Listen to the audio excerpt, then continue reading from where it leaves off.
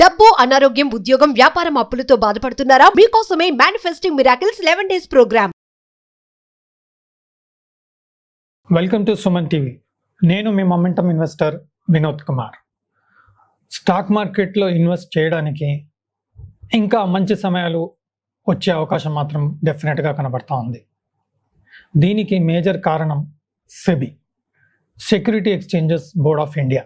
Already మనం ఎంతోమంది investors మార్కెట్లో అడుగుపెట్టారు గత లాస్ట్ 3-4 years నుంచి. లేమ్యాన్, నార్మల్ మ్యాన్, మార్కెట్ అంటే తెలియని వాళ్ళు అందరూ మార్కెట్లోకి ఎంటర్ అవుతున్నారు. కోట్లలో డీమ్యాట్ అకౌంట్స్ ఓపెన్ అవ్వడం చూస్తున్నాం. మ్యూచువల్ ఫండ్స్లో కూడా మంత్లీ 15, 16, 20 వేల అసెట్స్ అండర్ మేనేజ్మెంట్ పెరగడం చూస్తూ ఉన్నాం. అందరూ మ్యూచువల్ ఫండ్స్ ద్వారా, సెల్ఫ్ ఇన్వెస్ట్మెంట్ ద్వారా స్టాక్ మార్కెట్లో వస్తూ ఉన్నారు. దీనికి మేజర్ కారణం transparency, clarity, convenience, comfort, economic growth, ఒక ట్రస్ట్ ఏర్పడింది. దీన్ని ఇంకా స్ట్రెంథన్ చేస్తూ security exchange board of India ఎన్నో స్టెప్స్ తీసుకుంటూ ఉంది. దీనికి మొదటగా ఇప్పుడు ప్రెజెంట్గా ఎంతోమంది ఎన్నో స్టాక్స్, మ్యూచువల్ ఫండ్స్ ఎన్నో విషయాలలో మనకు సజెషన్స్, రికమెండేషన్స్ ఇస్తూ ఉండడం జరిగింది. దీంట్లో కూడా ఇంకా ట్రాన్స్పరెన్సీ, ఇంకా క్లారిటీ, ఇంకా ట్రస్ట్ బిల్డ్ చేయడం కోసం సెబీ చేస్తున్న ప్రయత్నం ఏంటంటే, ప్రతి ఒక్కరూ సెబీ అనలిస్ట్, సెబీ ఇన్వెస్ట్మెంట్ అడ్వైజర్గా ఎన్రోల్ చేసుకొని తగిన సూచనలు, తగిన సలహాలు ఇచ్చే అవకాశం, హక్కు ఇవ్వడం జరుగుతూ ఉంది. ఈ డైరెక్షన్లో సెబీ రీసెర్చ్ అనలిస్ట్గా అందరినీ ఎన్రోల్ చేసుకోమని చెప్పడం జరుగుతుంది. ఎప్పుడైతే ఇన్వెస్ట్మెంట్ అనలిస్ట్ లేదంటే ఇన్వెస్ట్మెంట్ అడ్వైజర్గా సెబీ ఎన్రోల్మెంట్ చేసుకోరో వారు ఇచ్చే సలహాలు, సూచనలు ఓన్లీ ఎడ్యుకేటివ్ పర్పస్ యాంగిల్లో ఇస్తే మాత్రం ప్రాబ్లం లేదు. అదర్వైజ్ ఒక two alarming, two speculative suggestions లేదంటే బేస్లెస్ సజెషన్స్ ఇస్తే మాత్రం వారు చేసిన రికమెండేషన్స్ యాక్సెప్టబుల్ కాదు అని చెప్పడం జరుగుతుంది. కాబట్టి ఇన్వెస్ట్మెంట్ అడ్వైజర్ ఎగ్జామ్స్ అలాగే రీసెర్చ్ అనలిస్ట్ ఎగ్జామ్స్ రాసి సెబీ ఒక రిజిస్ట్రేషన్ తీసుకొని సెబీ రీసెర్చ్ అనలిస్ట్గా, ఇన్వెస్ట్మెంట్ అడ్వైజర్గా గుర్తింపుని పొంది అప్పుడు మీరు ఎడ్యుకేటివ్ పర్పసే కాకుండా ఎస్టిమేట్స్ ఇచ్చుకుంటూ తగిన ఫండమెంటల్, తగిన అనాలిసిస్ ద్వారా, ఎవిడెన్స్ ద్వారా, సూచనల ద్వారా, క్లారిటీ ద్వారా ఇచ్చినచో వారికి ప్రాబ్లం ఏమీ లేదు. వారు చేసిందంతా సబబే, పర్ఫెక్టే, కరెక్టే అన్న ఆలోచనలో ఉండడం జరుగుతుందని చెప్పి సెబీ చేయడం జరిగింది. ఇది చాలా మేజర్ స్టెప్గా మనం చూడొచ్చు.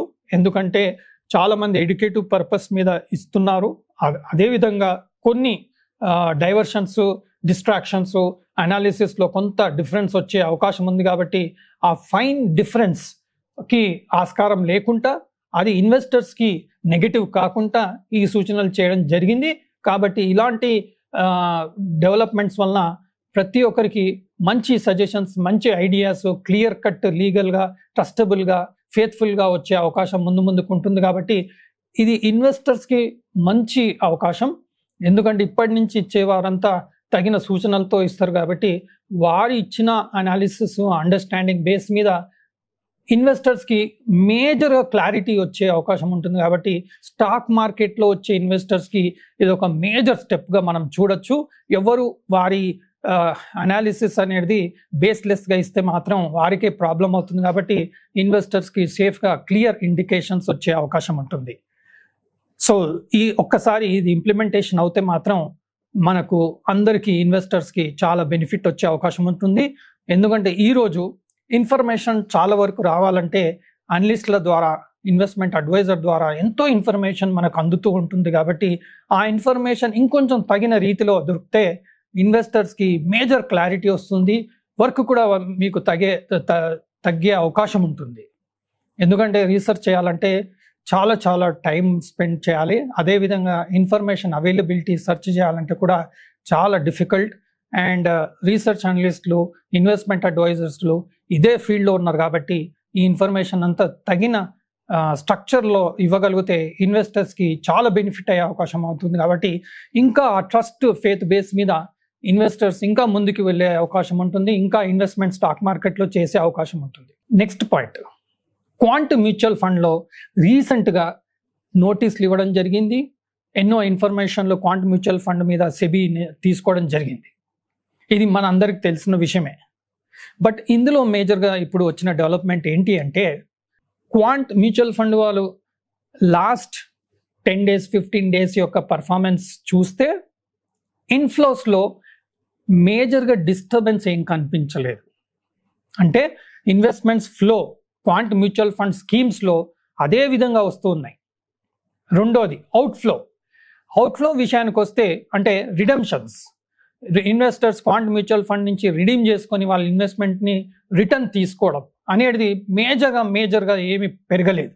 బట్ ఎనీ రిడెంప్షన్స్కి క్వాంట్ మ్యూచువల్ ఫండ్ వాళ్ళు తగిన ఫండ్స్ని అరేంజ్ చేసి మెయింటైన్ చేయడం జరిగింది.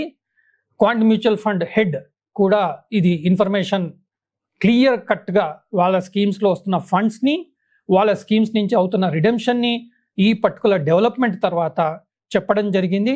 అందులో ఎలాంటి ఇబ్బందికరమైన విషయం అయితే కనిపించలేదు. కాబట్టి ఏదైతే సెబీ ఇన్ఫర్మేషన్ క్వాంట్ మ్యూచువల్ ఫండ్ని కోరిందో అందులో మేజర్గా ప్రాబ్లం ఏమి లేదు అన్నట్టుగా ఒక ధైర్యం, ఒక క్లారిటీ అనేది కనపడుతూ ఉంది. హవెవర్ ఫైనల్ సెబీ హియరింగ్ ఏంటి, సెబీ ఏం చెప్తుంది క్వాంట్ మ్యూచువల్ ఫండ్ మీద, దానికోసం వెయిట్ చేయడంలో తప్పేం లేదు. హవెవర్ క్వాంట్ మ్యూచువల్ ఫండ్ వాళ్ళు ప్రతి స్కీమ్ కింద దాదాపుగా 20 to 30% లిక్విడ్లో ఉండడం మనం చూస్తున్నాం. That is very very very very interesting. ఎందుకంటే క్వాంట్ మ్యూచువల్ ఫండ్ మనం 100 రూపాయలు క్వాంట్ మ్యూచువల్ ఫండ్ ఇన్వెస్ట్మెంట్ చేయమని ఇస్తే వాళ్ళు 70-80 రూపాయలు మాత్రమే ఇన్వెస్ట్ చేసి 20-30 రూపీస్ లిక్విడ్లో ఉండి ఇంత మంచి రిటర్న్స్ చూపించడం అనేది వాళ్ళ కాన్సెప్చువల్ ఇన్వెస్ట్మెంట్స్ అనేది డెఫినెట్గా మనం మెచ్చుకోదగ్గ విషయంగానే మనం చూడాలి. హవెవర్ యాజ్ అన్ ఇన్వెస్టర్ మనం సెబీ యొక్క క్లారిఫికేషన్ క్వాంట్ మ్యూచువల్ ఫండ్ మీద ఇచ్చాక అప్పుడు మనం ఫర్దర్గా ఇన్వెస్ట్ చేయాలా, రిడీమ్ చేయాలా క్వాంట్ మ్యూచువల్ ఫండ్ నుంచి చూసి డిసైషన్ సెబీ ఇచ్చిన క్లారిఫికేషన్ తర్వాత మనం డిసైడ్ చేయొచ్చు. Very interesting another important point, బడ్జెట్లో ఇది ఫ్యూచర్స్ అండ్ ఆప్షన్స్ చేసేవారికి వర్తిస్తుంది, ఇన్వెస్టర్స్కి మాత్రం కాదు. ఇప్పటి వరకు మనం ఫ్యూచర్స్ ఆప్షన్స్ ట్రేడింగ్ చేస్తే అందులో వచ్చే లాభంని బిజినెస్ ఇన్కమ్గా, ట్రేడింగ్ ఇన్కమ్గా తీసుకొని మన మెయిన్ ఇన్కమ్కి యాడ్ చేసి తగిన ఇన్కమ్ ట్యాక్స్ ల్యాబ్ రేట్స్ ప్రకారం 5%, 10%, 20% అనేది ఛార్జ్ చేయడం జరుగుతుంది ఇన్కమ్ ట్యాక్స్. బట్ ఒక డిస్కషన్ నడుస్తున్నట్టుగా మనం చూస్తున్నాం. ఏంటంటే ఫ్యూచర్స్ అండ్ ఆప్షన్స్లో వచ్చిన ప్రాఫిట్కి 30% ట్యాక్స్ ఛార్జ్ చేయాలి అనే ఆలోచనలు గవర్నమెంట్ ఆలోచిస్తుంది అని చెప్పి కొంత ఇన్ఫర్మేషన్ వస్తూ ఉంది. అది బడ్జెట్లో ఇలాంటి అనౌన్స్మెంట్ వస్తే మాత్రం ఫ్యూచర్స్ అండ్ ఆప్షన్స్ ట్రేడింగ్ చేసేవారికి డెఫినెట్గా ఇది నెగటివ్. బట్ ఇన్వెస్టర్స్కి, ఎవరైతే మ్యూచువల్ ఫండ్స్ని నమ్ముకున్నారో, స్టాక్ మార్కెట్ని నమ్ముకున్నారో, ఫ్యూచర్స్ అండ్ ఆప్షన్స్కి దూరం ఉన్నారో, మీకు డెఫినెట్గా మంచి ఇన్ఫర్మేషనే. ఎందుకంటే 30% ఇన్కమ్ ట్యాక్స్ ఛార్జ్ చేస్తే ఫ్యూచర్స్ అండ్ ఆప్షన్స్ పైన ఫ్యూచర్స్ అండ్ ఆప్షన్స్ ట్రేడర్స్ అందరూ ఇన్వెస్టర్స్గా మారే అవకాశం ఉంది. అప్పుడు మార్కెట్లో ఇన్వెస్ట్మెంట్స్, స్టాక్ మార్కెట్లో ఇంకా పెరిగే అవకాశం ఉంటుంది. కాబట్టి అది డెఫినెట్గా ఒక పాజిటివ్ న్యూస్. బట్ ట్రేడర్స్కి ఇది బ్యాడ్ న్యూస్, ఎందుకంటే స్పెక్యులేషన్ తగ్గిపోతుంది. అదేవిధంగా మార్కెట్లో వాలటిలిటీ కూడా తగ్గిపోతుంది. ఎందుకంటే ట్రేడింగ్ ఫ్యూచర్స్ అండ్ ఆప్షన్స్ వల్లనే వాలటిలిటీ మార్కెట్లో పెరుగుతుంది. సో మార్కెట్లో మేజర్ కదలికలు అనేది ఫ్యూచర్స్ అండ్ ఆప్షన్స్ వల్లనే వస్తుంది. సో ఈ ఫ్యూచర్స్ అండ్ ఆప్షన్స్ ట్రేడింగ్ తగ్గితే ఇన్కమ్ ట్యాక్స్ పెరగడం వలన అప్పుడు మనకు మార్కెట్లో వాలటిలిటీ తగ్గుతుంది. షార్ట్ టర్మ్ ట్రేడర్స్కి, డే ట్రేడర్స్కి ఇది నెగటివ్ అవుతుంది. ఎందుకంటే short term traders, intraday traders వీళ్ళందరికీ ఫ్యూచర్స్ అండ్ ఆప్షన్స్ ట్రేడింగ్ ఏంటంటే వాలటిలిటీ ఎక్కువ ఉంటుంది. వాళ్ళకు ట్రేడింగ్ ప్రాఫిట్స్ కరెక్ట్ ట్రేడ్ చేస్తే మేజర్ ప్రాఫిట్స్ వచ్చే అవకాశం ఉంటుంది. ట్రేడింగ్ వాలటిలిటీ తగ్గింది అనుకోండి, అప్పుడు మార్కెట్లో మూవ్మెంట్ తగ్గిపోతుంది. కాబట్టి short and medium and even day trading and futures and options ట్రేడింగ్కి ఇది negative. At the same time 30% tax futures and options profit మీద వేస్తే మాత్రం డెఫినెట్గా స్పెక్యులేషన్కి ఇది నెగటివ్, బట్ మార్కెట్కి, ఇన్వెస్టర్స్కి ఇది పాజిటివ్గానే మనం చూడాల్సిన సందర్భంగా మనం చూస్తున్నాం. బడ్జెట్లో అయినా నెక్స్ట్ ఫ్యూ డేస్లో లేదా నెక్స్ట్ ఫ్యూ వీక్స్లో ఈ అనౌన్స్మెంట్ పైన ఏం క్లారిటీ వస్తుందో వెయిట్ చేసి చూద్దాం. అప్పటి వరకు happy trading, happy investment. Thank you. Suman టీవీలో మీ పర్సనల్ అండ్ బిజినెస్ ప్రమోషన్స్ కోసం కింది నెంబర్కి కాంటాక్ట్ చేయండి.